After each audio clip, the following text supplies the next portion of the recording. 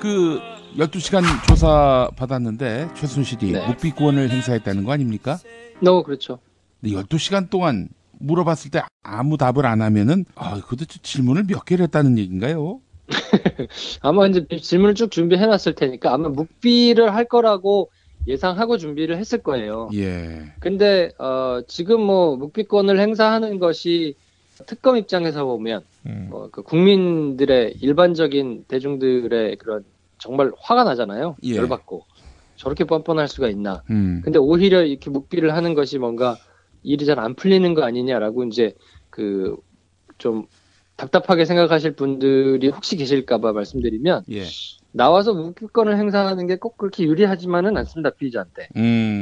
왜냐하면 피의자 신문 조서를 작성하는데 일반적으로 이제 그 우리 미란다 원칙 고지할 때도 그렇잖아요. 예. 묵비권을 행사하실 수 있는데 이 묵비권은 나중에 당신한테 불리하게 작용할 수도 있다. 이걸 지금 얘기해 준단 말이에요. 근데 그거에 해당되거든요. 왜냐하면 사안이 명백하게 물증들이 다 있을 때, 그러니까 뭐 이를테면 태블릿 PC, 뭐 이런 걸 놓고 이제 태블릿 PC 당신이 언제 몇 시에 어디로 출국을 해가지고 독일에서 얼마나 머물다가 어디 이동해가지고 어디를 거쳐서 한국에 들어왔는데 태블릿 PC에 나와 있는 해보니까 통신 기록이나 이런 것들이 정확히 일치한다.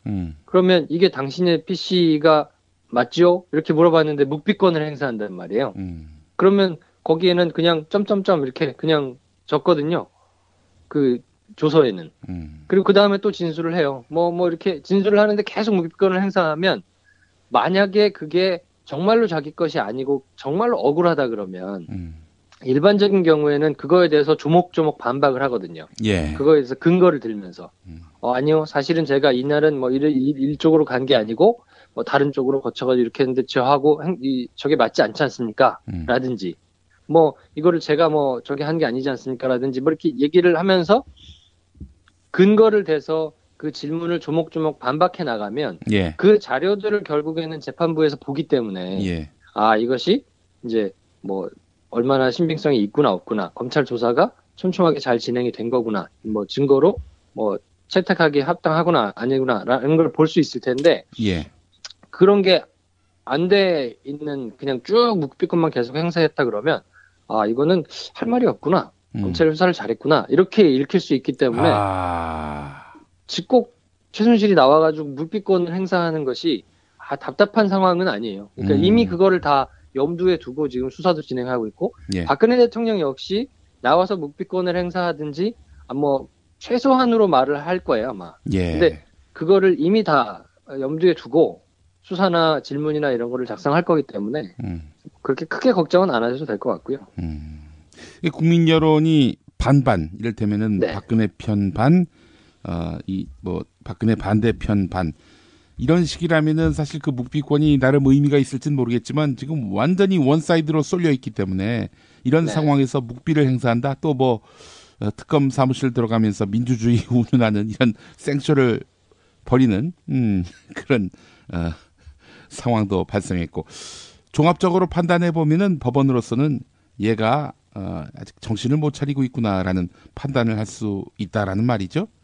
그럼요. 일반 국민들이 그냥 바라보기에도 지켜보시는 시민이 했던 말이 있지 않습니까? 연병한다고. 연병하고 있기 때문에 예. 그거를 법원에 있는 분들이라고 모를 리 없고요. 예. 그 여러 가지 사실관계나 증거관계들이 뭐 누가 보기에도 명백하게 이미 있는 것들이 있기 때문에 예. 그쪽에서 아무리 궤변을 늘어놓거나 뭐 그냥 입을 닫고 모르쇠로 한다고 해서 없어지지는 않을 거고요. 이제 다만 한 가지 걱정스러운 거는 어쩔 수 없는 이제 정무적인 판단이 필요한 상황들, 뭐 이런 것들, 아까 말씀드렸듯이 이제 수사기간을 연장할 거냐 말 거냐. 이거 자체가 굉장히 큰 정치적인 행위거든요. 예.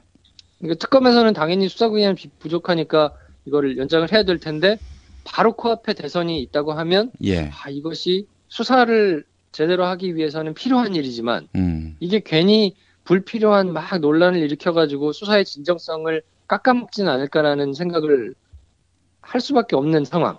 혹은 이제 황교안 우리 아저씨께서 이 수사기간을 연장을 요청했는데 이거를 만약에 거부하거나 뭐 이런 이제 일이 생긴다 그러면 그것으로 인해서 촉발되는 막 불필요한 정치적인 논란들이 막 생겨나면서 이제 그냥 사법기관이 가지고 있는 그냥 검찰로서는 수사를 해서 기소를 하고 법원에서는 그 기소된 거를 바탕으로 해가지고 쭉 재판을 해나가는 것이 뭔가 불필요한 막 이런 정치적인 소용돌이 때문에 이렇게 영향을 좀 받아야 되는 이런 상황이 조금 우려스럽기는 한 거죠. 왜냐하면 예. 그것에서 아예 자유롭게 판단을 하기는 어렵거든요. 법원이나 예, 뭐 예, 검찰이나 그렇죠. 모두 다. 예. 예. 그 현실적인 걸 좀 감안하면 하여튼 좀 이것들이 좀 빨리빨리 치고 나가 좀 저희가 됐으면 좋겠고 뭐 특검 입장에서는 이제 남아있는 것들이 이제 설명절이 끝나고 나면 본격적으로 팀 내에서도 이제 집중할 것들에 좀 더 집중하겠죠. 아무래도 기업 수사와 남아있는 이제 하나가 남았잖아요. 김기춘, 조윤선 이제 고비는 넘었기 때문에 예. 우리 우병우 형님이 남았죠. 예.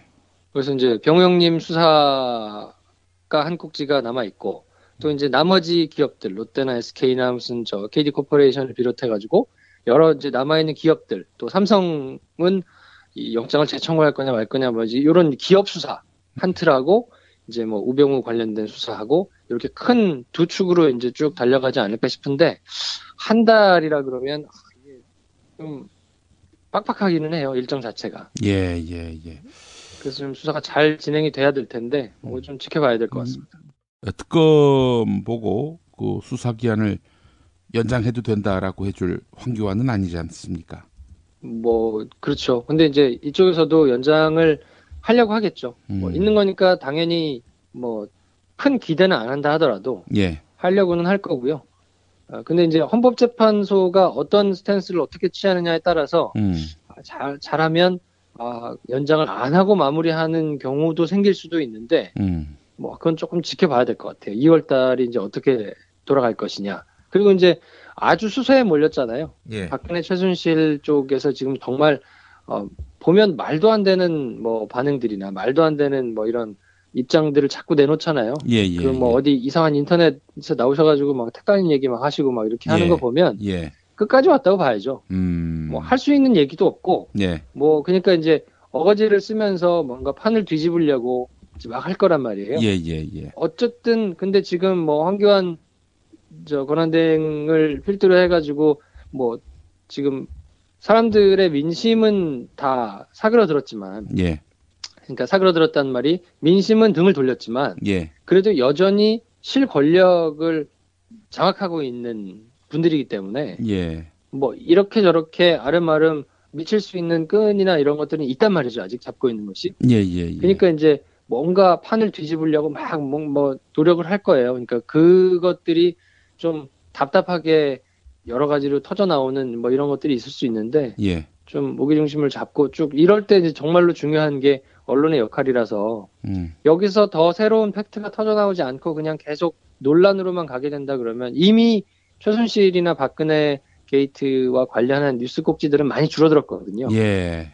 뭐 사안의 중대성과는 별개로 너무 이제 필요한 면이 있고 뭐 사람들이 이제 맥락을 못 따라가는 면도 있고 막 이렇기 때문에 많이 줄어들어 있는 상황이어서 지금 계속해서 뭔가 새로운 것들이 좀 터져 나오고 이렇게 동력을 좀 이어가야 예.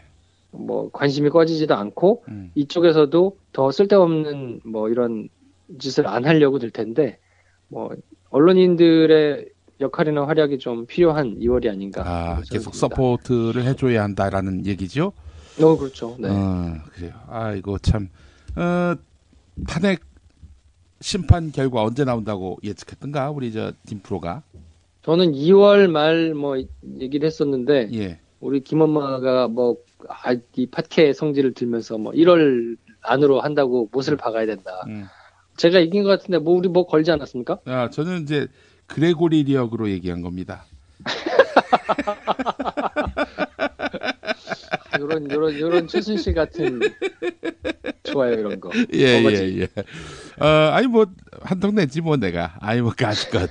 근데 이게 저 박근혜 쪽에서 증인을 40명 가까이 이렇게 제시하니까 이 변수가 생긴 거 아닙니까? 변수가 없으면 난 1월 말이라고 그랬지.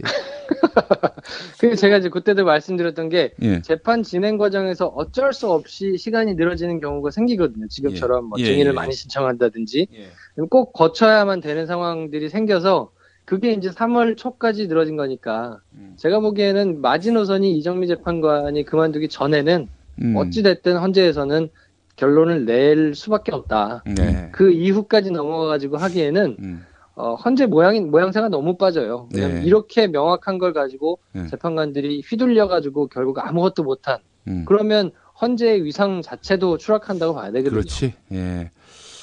헌재의 위상도 굉장히 중요한 문제니까 국민들에게 신망도 얻어야 하는 것이고. 자, 그렇다면은 어쨌든 뭐 3월 초에 결론이 나더라도 4월 26일 대선은 불가피하겠군요. 뭐 이제 그때 뭐 두 달 남짓이니까. 뭐 지금 이미 다 그래서 대권 행보들을 막 하고 계시잖아요. 여러 후보 잠룡들이.